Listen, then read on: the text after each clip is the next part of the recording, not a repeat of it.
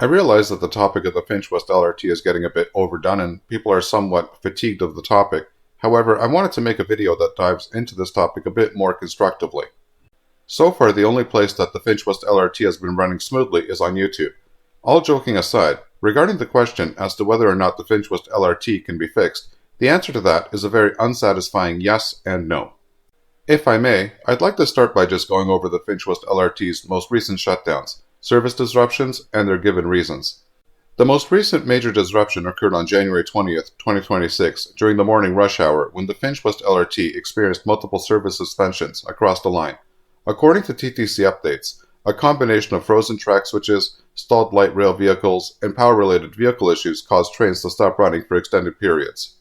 The TTC and Metrolinx attributed the disruption primarily to ice buildup on switches and vehicles losing power in cold conditions.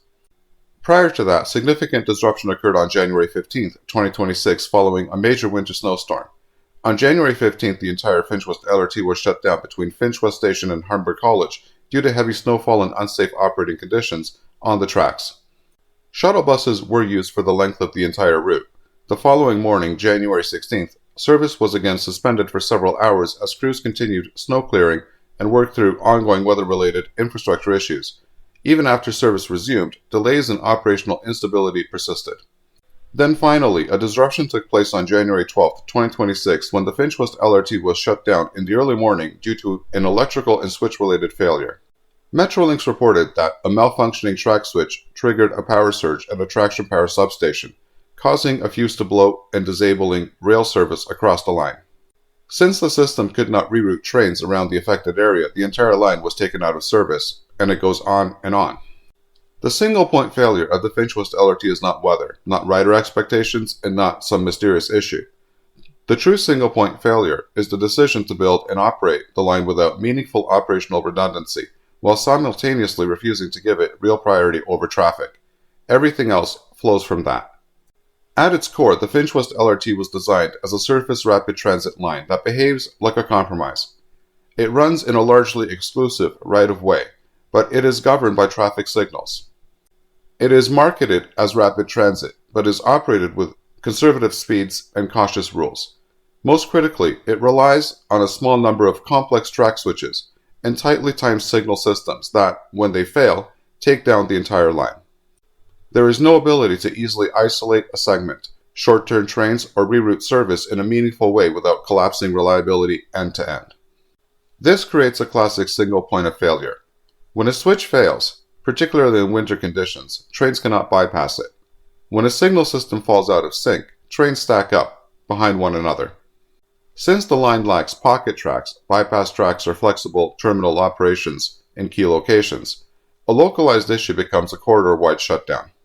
What should be a minor operational hiccup instead turns into a full-service suspension or massive delay.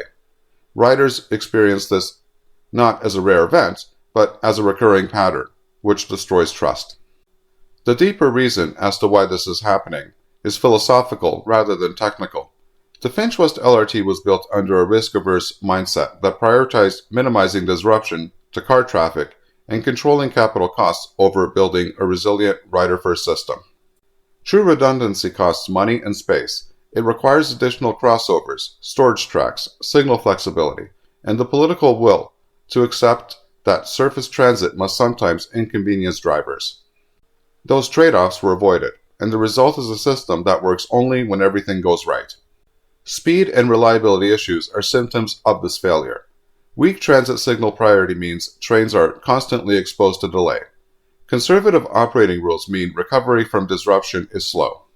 When you combine that with infrastructure that has no forgiveness built into it, small problems cause cascading effects instantly. This is why commentators focusing on unexpected rider demands for speed missed the point. Speed was the promise.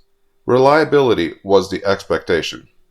The system fails because it was never given the structural tools to deliver either consistently. The good news is that this single point of failure is identifiable and fixable.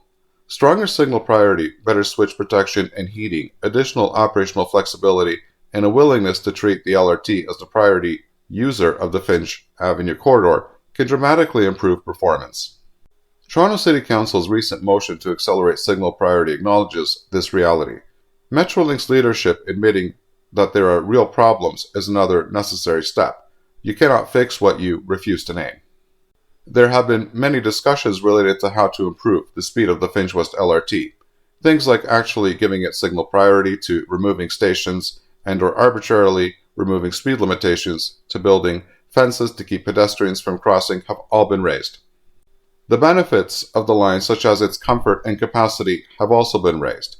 However, I don't think that there was anyone standing on the bus that was at a red light and late for work that was saying to themselves that they wished that they had a comfortable seat to sit on. This will probably be an unpopular opinion, but I'm going to go ahead and say it anyways.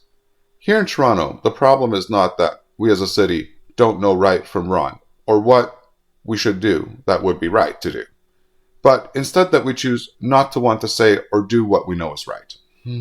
Now, there are many examples of this that can be made, but staying on topic, the Finch West LRT was sold to us in 2011 as a rapid transit line. I would respectfully offer that anyone who bought into the Finch West LRT back in 2011, knowing that it would be slower than the buses most of the time, that it would be unreliable 20% of the time, and therefore need to be replaced by the buses during these periods, was smoking something that came into Canada illegally. I am also very mindful of the fact that the pushback to this is that the line is still new and that the TTC is getting used to it. But in that case, how long would you give them to get used to it? How would you propose that the fundamental single failure points of the line, such as the switch issues, be addressed? In short, yes, sure, the Finch West LRT can be made faster by taking out arbitrary speed limitations, introducing signal priority, and removing a station or two. However, these will never address the single point failures, such as the switch issues, that are fundamentally built into the Finch West LRT and are mostly causing its unreliability. I recently made a poll asking the question of whether the Finch West LRT should have been ever built in the first place, and while I concede that this is a very unscientific poll, the response by roughly 80% of respondents was that they think that it should have been built. What I personally think of is the tourist that will visit Toronto, get on the Line 1 subway, see the subway map, see that we have a subway extension at Finch West Station, arrive at the station and then not understand why there is a streetcar there and not a subway.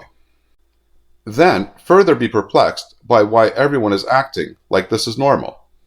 This is, however, a lesser inclusion of the main point, which is that the Finch West LRT in its current state is fundamentally as useful to Toronto's transit infrastructure as a ride is at the CNE in the summer. Yet the attitude towards the Finch West LRT of the majority of Torontonians is, it's all good. I hope that you liked the video. If so, please give it a like. If you're not subscribed and want to be notified of new videos that are released, please click on the Art Toronto button here. This is the video that I would recommend for you to watch next, and I'm sure that you're going to love it. Here's the playlist for all of the latest in transit news and views that you're going to find very informative and interesting. And finally, here is the latest video. Thanks for watching and happy transiting.